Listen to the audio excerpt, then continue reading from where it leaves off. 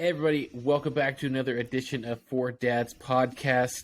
I got Don Julio and myself, Tees, back with another episode. Apologize that we weren't able to get another one last week. Business, life, family, things just, came up. And, fortunately, we're able to connect today to bring you guys another episode of Four Dads Podcast. And we're really excited with some of the topics that we had in mind today. If you guys watched our last podcast with Lou Stagner, Arccos data lead, as well as assistant golf coach for the men's Princeton golf team.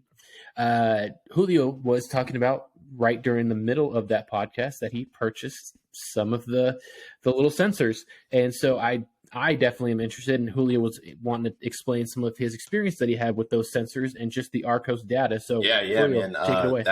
That call, or I'm sorry, not that call. That podcast was awesome. See, just like Teed said, we're just still stuck in work mode. It is so tough to get out of it. Like, especially being remote, I will say it is very tough. Last week, I was at a gaming conference. It was insane. Tons of cool stuff for those of you guys who are into like Web3, NFT, crypto stuff. Like lots of cool stuff coming out. Especially for all of you gamers that love Fortnite and Call of Duty. Like, huge stuff coming in the short term. It was really, really cool to see. But anyways, back to Four Dads Podcast. But no, Stagner had some awesome stuff that he shared with us. I mean, just the mindset of kind of where your focus should be, really, in my opinion, I really liked how he kind of reiterated, like, focus on your small wins, right? Like, I think as golfers, as amateur golfers, when we watch the PGA Tour, when we watch some of our favorite players, they make it seem like it's so effortless, but the game is such a grueling mental, just buster all the time. But today was my first round using the Arccos. And just like I told Stagner in the call, like, my second shot is my worst shot. I hit 13 of the 14 fairways, and with my driver, all really nice, all within the middle or right side of the fairway. But I, for an example, I had one shot on the 9th hole. I had about 56 yards. I'm like, this is perfect. Nice little, I'm going to hit a controlled 54 degree, right? Just keep it low, bump, check, set, roll down the hill. No, instead I bladed a little bit. It does all the little checks. It rolls down, gets off the backside, and I get up and down for par, which was like annoying. It's like 56 yards. How do you not score from that? And looking at it at the end, all it showed me was just that I like, it was showing that like my tempo was different, but also too was that I tended to be a bit more steep in my swing path. So now I'm trying to just trap the ball, which is a big reason why when I hit my draw, it ends up being a big ol', hooky low, just massive swinger that comes all the way over to the left side. And wait, I got a quick question. When you said steep on your pitch shot, does that mean that you've taken full swings with that 54 degree, and the 54 degree full swing, the chip is steeper than the full swing, or is that just compared to your so other that's shots? just with my irons primarily. Like, instead of being a little bit more fluent and kind of coming around myself, I'm trying to like really trap the ball to keep it on its line. Which was like cool. I was like, gotcha. Wow, okay. It just is basically showing me like I suck in this area, and that's fine. But everything else was fine. I mean, my chipping around the green was fairly good, except for number 9. Just a lot of pars, and I snuck away with a hardworking 74 today. Still won a few skins. How was the putting? Like, data good. that my they tempo, gave you? My tempo was yeah. So it tells you kind of like the tempo back and the tempo forward, and it was in the green, which means that the tempo that I go back with is the same tempo that I go through with, which is like the only person I can think of is Jordan, and how everyone says that he's so smooth with his putter, and how like when he tilts it back and he goes forward, it's literally the exact same speed forward and back. It's pretty impressive. So I was like, all right, but I feel confident with my putter. Like, I don't know if you guys saw last time or a few weeks ago, I got that new Ping PLD. Shout out to Ping. That thing is That thing is literally like the Circle T of Scotty Cameron. Like, it is phenomenal. One of the best feeling putters I think I've ever played. So, And you got that stability shaft on there too, right? I spent $300 to add it in there. So, you know, it looks nasty, but when it goes in the hole, it's like, hey, you know, yeah, that's keep right. it nasty, That's right. perros. That's keep right. it nasty. But yeah, man, I really like it. It is a little. I will admit, it is a bit getting used to, like feeling like you have a little extra extension on your club. That was kind of something like on the range. I didn't like have it on, but that was something on the range that I was kind of like, oh, this feels a little bit different, you know, because I have big hands and I have fat, like, I don't know what this part of your hand is called, but you know, when I grip my club, yeah, it's just fat. It's fat. Like, when I grip my club, I mean, I already have a pretty strong grip, but feeling that thing kind of in the back, I was like, it's a little weird, but you know, yeah, because you're used to not having anything there, right. I just kind of choked down a little bit and just hit my normal shots, and it didn't do any. I will say, make sure that they are secure, because if you throw them into your bag, they could they pop off in the bag. Pop off. So just be mindful. Just be mindful of them, and then so that way you don't have to go digging into your bag. Or if you have a good bag, you can just open up that side slot and just grab it out. Yeah. Right. So I didn't even think about that. So I mean, I was telling Julio offline that he went and purchased them full price, and they literally just I saw something last week where they posted on Instagram, Arccos website. I made sure it wasn't one of those like Arccos or spelled Arccos wrong, and it was like just like a scam. It's like a 45-day trial. It came with 14 sensors. It's coming tomorrow. I'm really stoked about it. So then I might be able to use it and check it out. Just because, I mean, why not? You know, like a product that expensive. It'd be nice to try it out for 45 days. I think, Julio, with yours, I think you got like a year free subscription that came with it.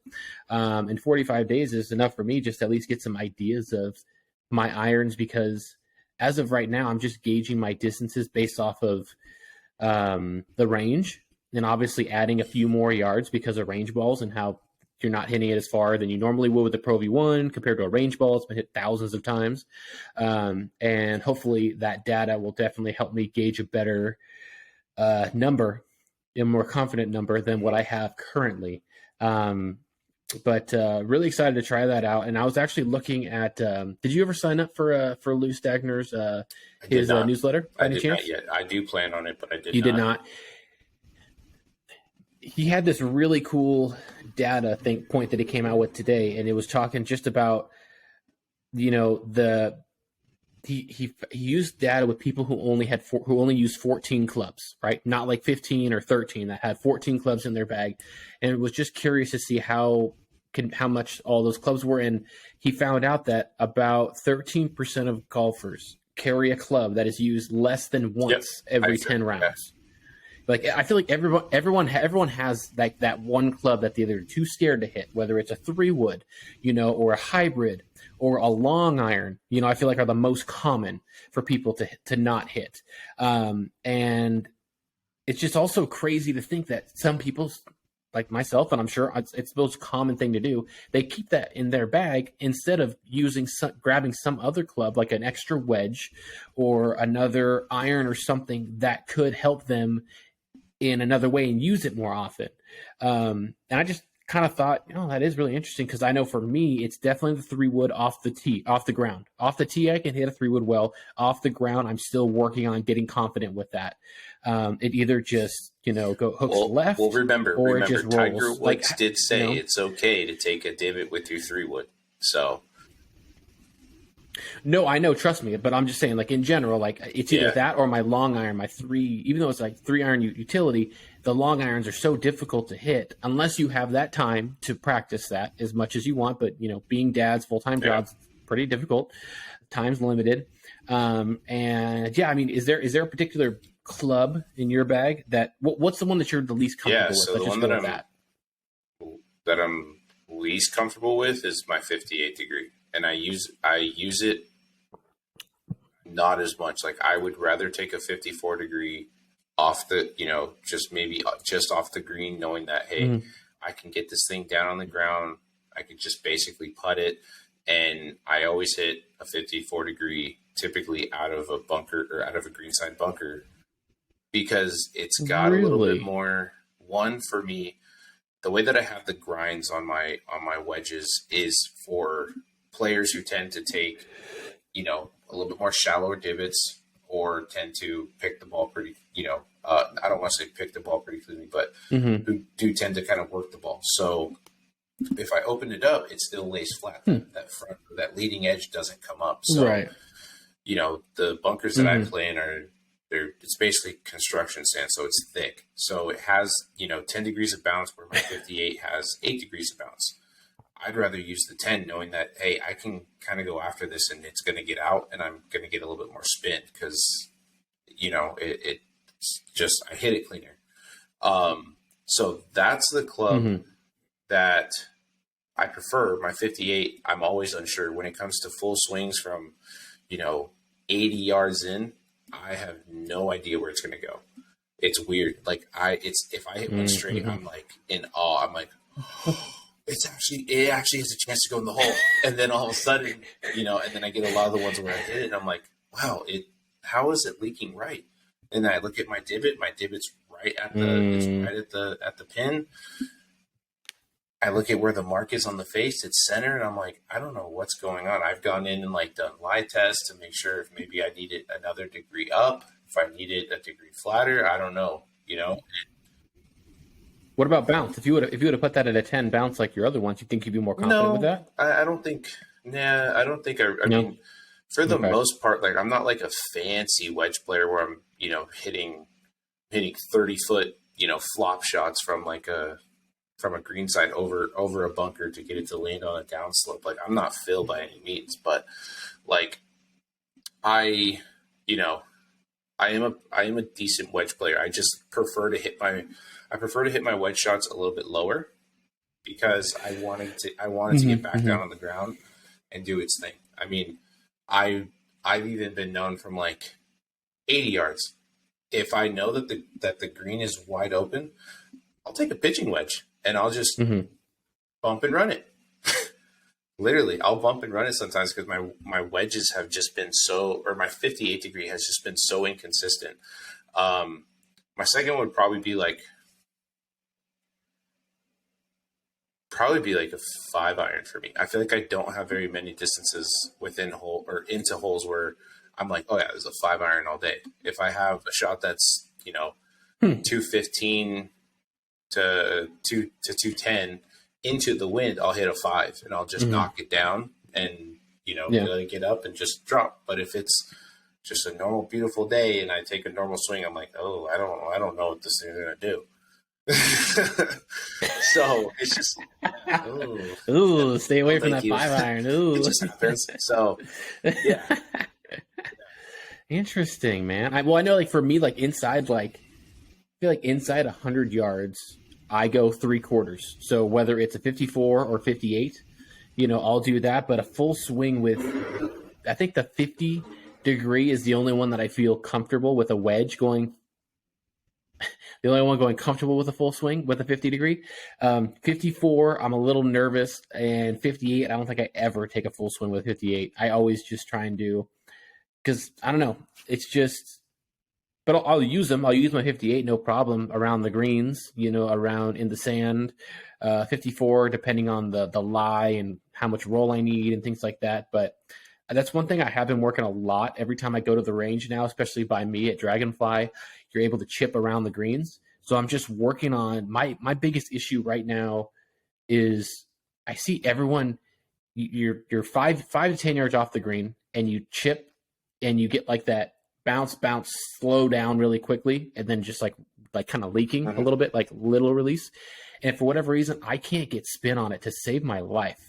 I know what spin I'm going to get, but it's not going to be that. It's literally just it's going to roll.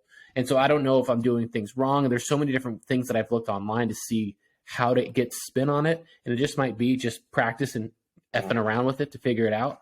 But I know what spin I'm going to get, but I would like to have stuff like what you're talking about where it does like stop or you like boom, boom and slow down and kind of release a tad. It looks so much cooler too. So most definitely, when you, for sure, when you can show off that shot, you just grab everyone's attention. Whoa, who's this guy? Teeds, man. This guy's got his right. He's got his last name on his back.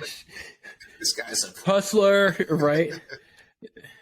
Jeez, man.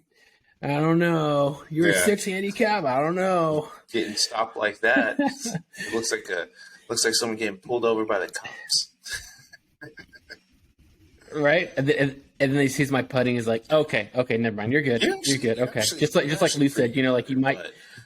I will say, like, I think the biggest reason, and this is just from the few times that we played, but I personally think because your go-to shot is primarily a draw, you're reducing spin, so it's a little bit harder to kind of get that grab. Especially like, and I've even seen you with your chip shots. Even your chip shots, you come so inside of the ball. It's crazy to see that you still get a little bit of turn. And it's like, I wish I could do that. Like just bend it around a tree and, but that could be the other reason. Or, could be the way that you're flipping it, like keeping those, like softening up the hands and just kind of letting the club, get a little risky and throw the club at it. That works sometimes too. So, I don't know, man. It's all kinds of different things. It's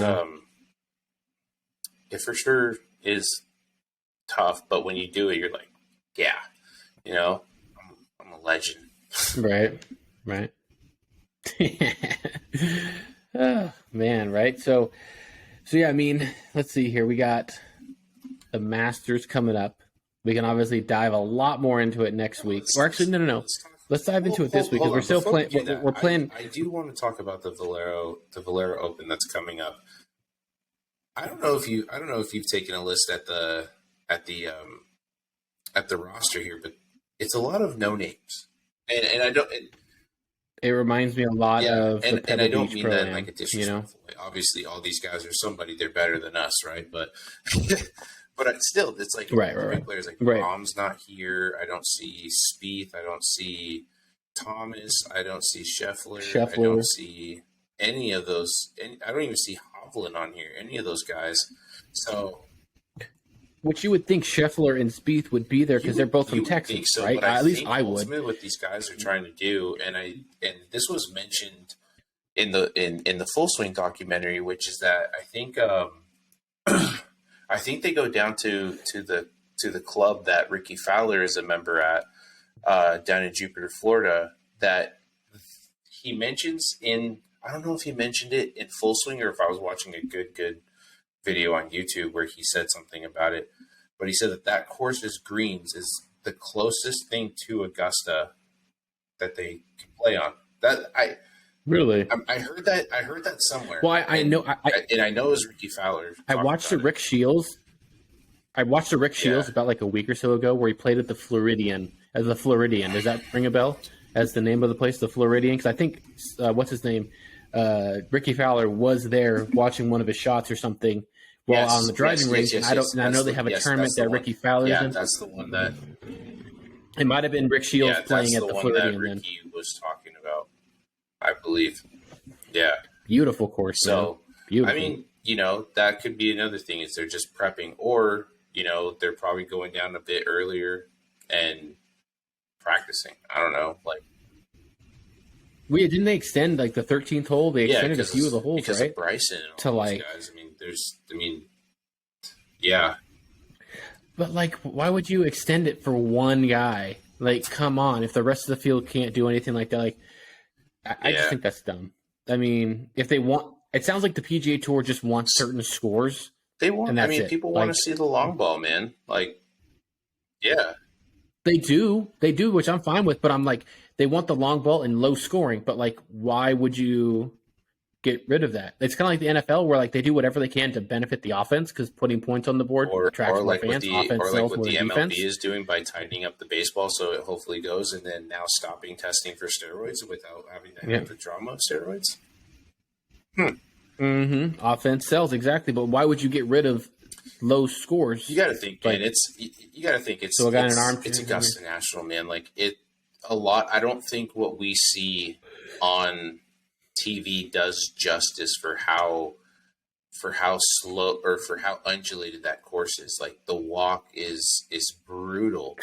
So I think what they're trying to do is just continue to make it, they're trying to keep I guess essentially just kind of keep the name, or not the name, but just keep the reputation of it in my personal opinion. Well, I mean, like, it's just crazy to think that, like, Augusta National, the only shots that you get at Augusta National that, like, your feet aren't above you by any means or below you is, like, a tee box.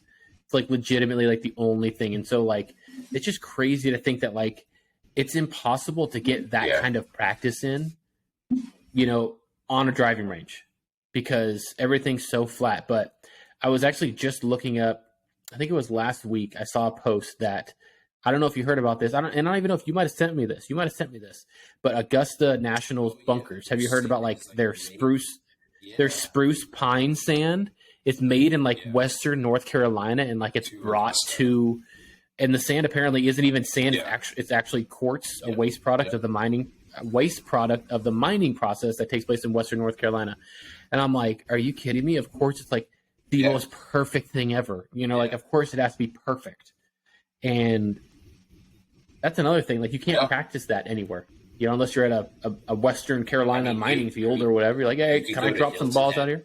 You go to Hilton Head Country Club, and I think they have it there too. But oh, really? My dad was telling me that it was the nicest bunkers he had ever played in when he went out there, and I was like, man, lucky you. Too bad you shot 150. I'm glad you had a good time in the bunkers. No, but that's pretty. Yeah, that was pretty. Man. I did read this crazy fact about, I think NBC pays $1 million or something like that, $1 million or $5 million to Augusta every Masters, to where when a commercial break happens and you hear the birds tweeting in the back as they're kind of zooming out of like the azaleas. Yeah. Don't they add that, right? That's added. Yeah. That's crazy. With all those trees, you would think there'd have to be some birds in there. Yeah. I mean, what was it? Did you hear about the pairings? At least I think some of the pairings are out for 2023. Nothing is listed on the official website, but did you hear about some of these pairings? So apparently, this upcoming couple weeks, you got Tiger Woods, who was paired with Phil Mickelson. Oh, that'll be fun. Right. The Live guys get to play too, huh? Exactly. So you got Tiger Woods and Phil Mickelson. That'll be awkward. You got, and who also play? Sorry. So it'll be Tiger Woods, Phil Mickelson, and Rory McIlroy. So you got a sandwich of PGA players with Phil right in the middle. That'll be fun because Phil's a talkative guy. He's going to try and talk. Just, I mean, it'd be weird if he didn't.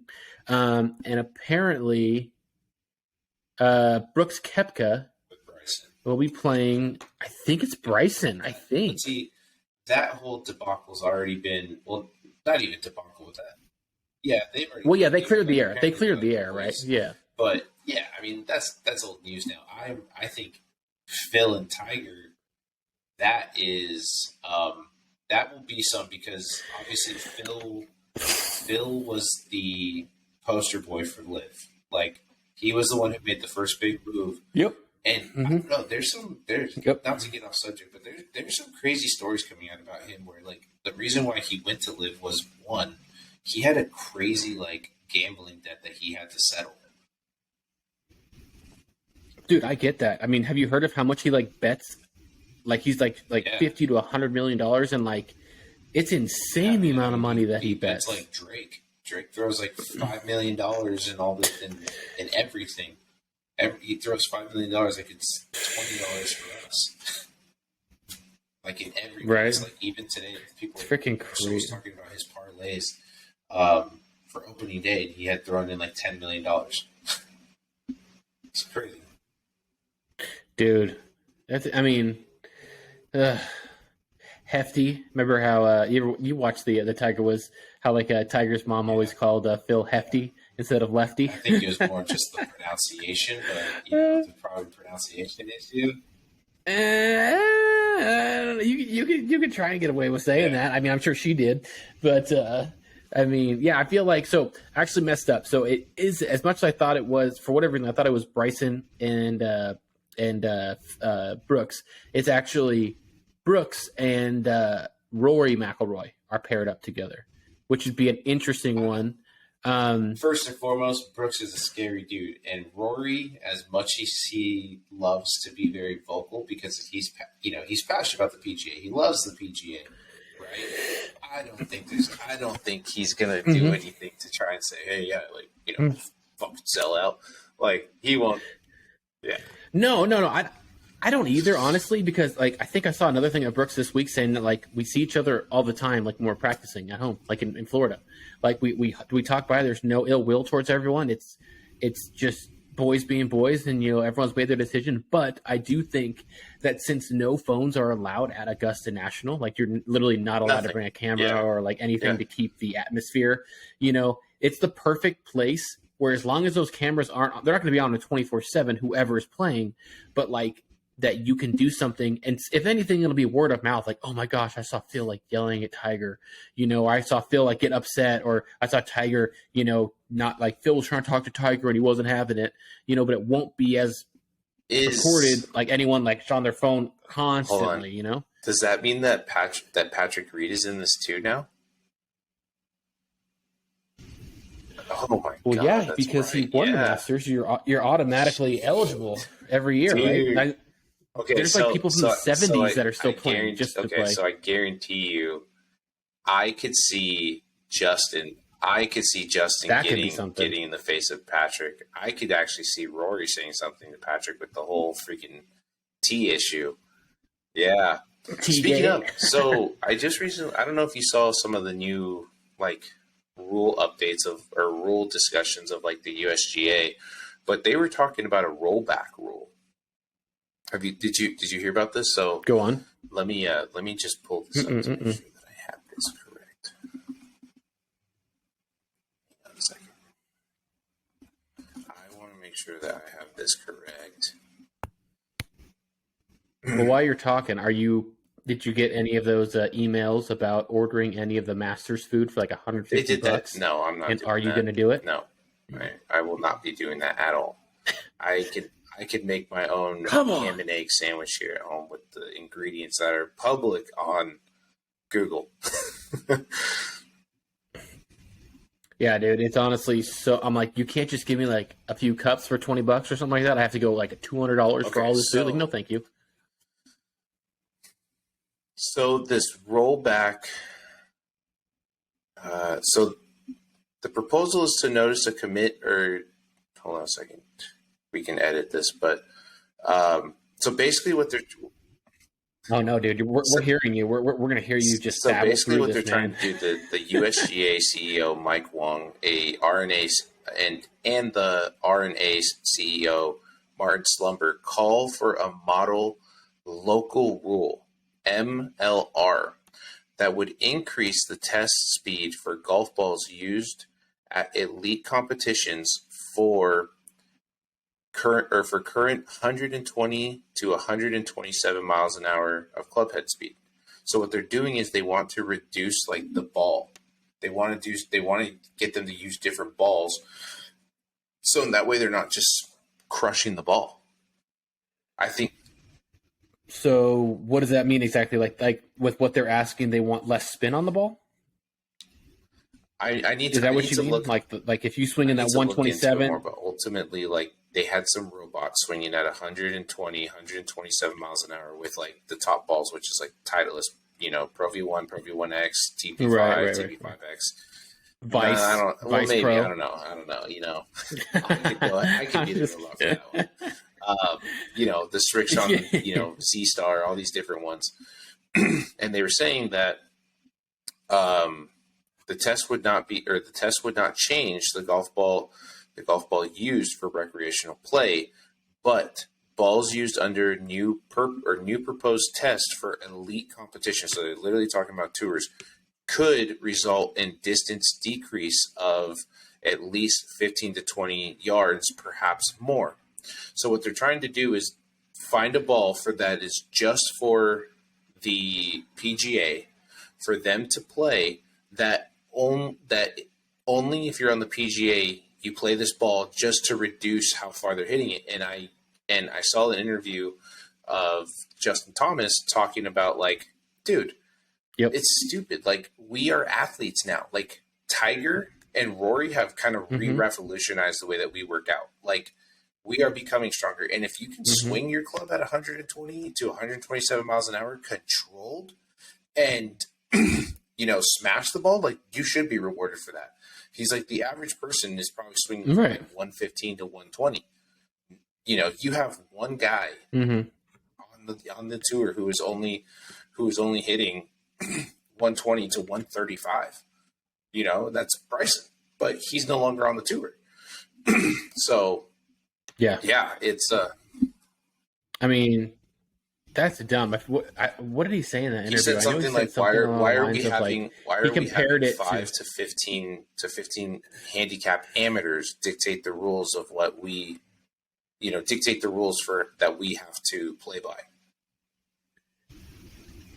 Right. He also mentioned like how cool it is that golf you can play with the same exact golf ball and golf clubs that a pro can, and I mean, like, just think, if this rule does get implemented and there's a specific golf ball, amateurs are going to want that golf ball, because if they're going to end up having to use that, I want to. But not just that, but I would want to get used to that golf ball. I wouldn't want to play any other golf ball, because that's not what I'm going to play in a true elite competition. If that is where I'm, going to, right? What's the point of playing a Pro V1 if you're going to have like 1,000 less RPMs on your spin rate, or something that's completely different? So when you do go out to a tournament, it's just like so new. You're expecting it to spin a certain way. You're expecting your distances a certain way. It would totally be dumb. And I just feel like that's what they're saying, which is why it's like Justin has been kind of the spokesperson for this by saying, like, dude, you're supposed to be making the game better for amateurs, for people. Like, we are that poster child for what we are supposed to be doing. So he was just like, I don't know how that's going to benefit the amateur. Basically, he's like, what makes golf great, and being that golf is at an all new high right now. Like, if you go and start changing up golf balls that are literally just for elite competitions, like, people aren't going to want to grow the game. It's stupid. Like, these balls are engineered to make sure that everyone performs at the best, no matter what handicap, no matter what skill level you're at. Like, that's what these golf ball developers and R&D teams focus on, is how can we make this perform for even the guy who hits one great shot that brings him back, and he dedicates himself for the rest of every single weekend to play this game, Right. So, I just thought that was super interesting. Going back to the Masters, though, very crazy fact that I just learned.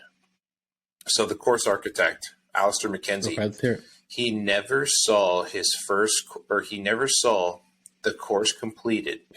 He died on January 6th, 1934, just 2 months before the inaugural Masters tournament. So he never saw Augusta completed. Isn't that wild? Dang. Kind of reminds me of like Beethoven, how like he was deaf and like couldn't hear, but he wrote all these dang symphonies based off of vibrations, and how like he was never really able to understand and hear. He can obviously hear it in his head potentially, but not really truly enjoy what he created. Yeah. And that's insane, man. Yeah, isn't that wild? Nuts. That's pretty. I mean, one of the most pinnacle courses in the world, because of the events that take place there, which is obviously the Masters. Like, he never even got to see it. It was just nothing but on a blueprint. He never got to experience it. He never got to check it out. And here it is like it is the elite course for every golfer. It's the one place that everybody wants to play before they die. It's yeah, because you can't. Yep, because you can't. No one ever wants to play. But you want to hear something crazy? Now we're talking about crazy facts at the Augusta. So, did you know that there's this gentleman named Jeff Knox? I'm not sure if you ever heard his name. He used to be the man who was called upon to make up a twosome should an odd number of players make it through the weekend. So he was a member of Augusta National, just a regular member. And in 2002, he, I guess, was his last time playing. But basically, if there was an odd number, instead of having one player play on his own group because it's a random number, this club member would literally play during the Masters just for the heck of it. Like, how cool would that be? Like, you're like, oh yeah, like it's just you. Yeah, okay, I'll do it. You're playing in front of all these people. Apparently, he outscored Rory McIlroy in one of these Masters tournaments. They obviously played, I think, just one round or something like that, 1 or 2 rounds. But if he's called upon, he's just able to play with the pros, and it should be that's what I want to see with every major. But just maybe not even a member, but just an average Joe. Just play, so you can compare them to the rest of the field. And it's oh my gosh, this is his 4th 3-putt in a row. It's not a great day, for for this guy. Or oh man, dude, he topped another 3-wood. Oh gosh, this is terrible. Could you imagine just watching? Well, apparently this guy is that guy. What was his name? Knox. Jeff Knox. Jeff Knox, yeah. He's a pretty good player, though. No, I know. He's not bad, but I'm just saying, if you got an average Joe, just oh my, you have the 17th at TPC Sawgrass, oh my gosh, this is 14 shot into the water. This is bad. Okay, yeah, he just said, give me a 10 for my down for a 10. That's crazy. That would be, man. That would be some nerves. That'd be some nerves for sure. Oh my god! Oh my gosh! He hit his 3rd fan. Here comes the putter throw. Yeah. You see, everyone lined up down the way with Tiger, but with him, no one standing in front of him within 50 yards. No, we're gonna wait this out. I don't really trust him. What do you think? Oh man, what do you think of the Masters Club dinner that Scotty Scheffler put together for the menu? Did you have a chance to look at that? A little bit. It's more barbecue, right? It's pretty simple. It's not really cheeseburger sliders served the Scotty style. Mm-hmm. Then he's got firecracker shrimp with sweet Thai chili and sriracha mayo. He's got a tortilla soup with avocado, crispy blue tortilla strips, sour cream, cilantro, and lime. For the main dish, you have a Texas ribeye steak or a blackened red fish. For dessert, you get a warmed chocolate or a warm chocolate chip skillet cookie. That sounds pretty good. My mouth got a bit watery. But I do have to say, I think the best one that just, I don't know, it just hits it right on the number for me is Tiger's. Tiger chose, when he won on his comeback, he chose to have cheeseburgers, chicken sandwiches with French fries, and milk, and your choice of chocolate, vanilla, or cookies and cream milkshakes. That sounds perfect. I mean, that sounds pretty bomb. This is a bit fancy to have, Texas ribeye steak. It's bro, these are, it's cool. It's a super fancy sit down, but that's Tiger's just just having dinner with my boys. We're just going to chill. That's cool. But, well, do you want to hear the worst one that apparently everyone is saying? No. The worst one? Did you hear about that? Well, so apparently this is the worst one. People are why I'm surprised he's even invited back. Bubba Watson And if I'm not mistaken, if I'm reading this correctly, he did the same for both of his wins, like the exact same. He didn't even change it. Caesar salad, chicken breast, green beans, mashed potatoes, macaroni and cheese, corn, confetti cake, and vanilla ice cream. I mean, is that the most like basic meal that you can get? I mean, like the dude's from Florida, you would think he'd throw some kind of shrimp on there. You know, he's from like the Gulf Coast. I mean, you won the Masters. Like it's such a prestigious dinner that I think and I don't even know what happened last year with Hideki, because I know he needs an interpreter. And if he needed an interpreter while he was there at that dinner, I think that was the only person to ever attend the Masters dinner that did not win, because he needed an interpreter. But I'm not sure if he still needed one at that time. But I thought that was pretty hilarious. A lot of people were getting crap for. What if Hideki just to please everyone, he just catered like Panda Express? we got PF Chang's on the left. We got Panda Express on the right, and then what other things we got? Do you think it's as good as it's hyped to be?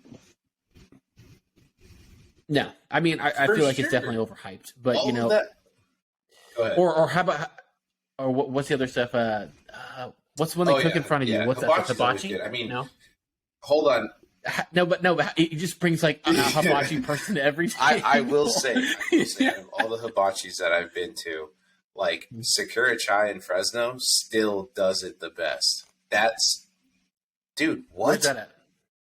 Stephanie hasn't taken Where's you that that in at? Clovis. It's off of Alluvial and oh god, I can't remember the other street. But you and Stephanie need to go there. Like we've gone to, what's the other place? It's like oh, you guys went to no. There's like Wasabi. Wasabi sucks. Wasabi. Well, they have the one at Fig Garden Village. That's the old one. They have a new one off of Knees and Willow, which is like the new one. So it's pretty bomb. But I mean, I haven't really. I think that's my only experience. The Japanese steakhouse is pretty good too. I think that one's out like like off of Clinton, like East Clovis area. Yeah. Oh yeah. I won't go there. Man. I know. It's so far away from where I am, dude. Over there for other reasons, but yeah. It's a pretty rough area. What are you trying to say? I can't hang. I got my stash going. Everyone's going to be like, fit right in. Everyone's going to be like, I'm detected. There's a cop here. There's a cop here. Narc.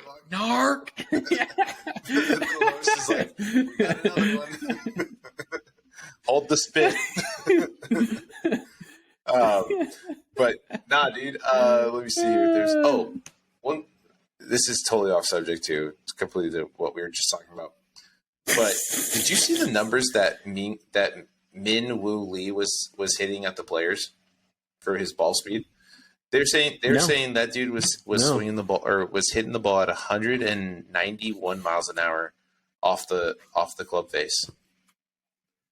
I kind of feel like for a guy his size and like his club head speed, I feel like Trackman's a little bit juiced. Like for the tour, I feel like it is. It has to be. Like we talked about that with Lou. We talked about that. I mean, they do it for the MLB. That makes Why wouldn't sense. they do it That for other professional sports? Okay. All right, we're on the same page there. Mm-hmm. But guys, we're getting to the end I'm here. with you. Massive announcement. Mm-hmm. I don't know if you guys have noticed, but we're rocking some pretty sweet hats. If you'd like one, hit us up on our Instagram. Hit us up on our TikTok. They're $35 a piece. We got you guys. Take care. Like we are here to support you. We got a few of them. We got this one. Be right back. We got Masters. We currently have a Masters edition hat that is on a giveaway on Instagram. Very simple. You got to like and follow to be eligible, and we will do the drawing for right after the Masters. And also, guys, want to check that out. Look, you don't hear us talk about very often how awesome it is to be a parent. Like I love my daughter, and I know Teets loves his son. Kid's got a smile that will light up anybody's day.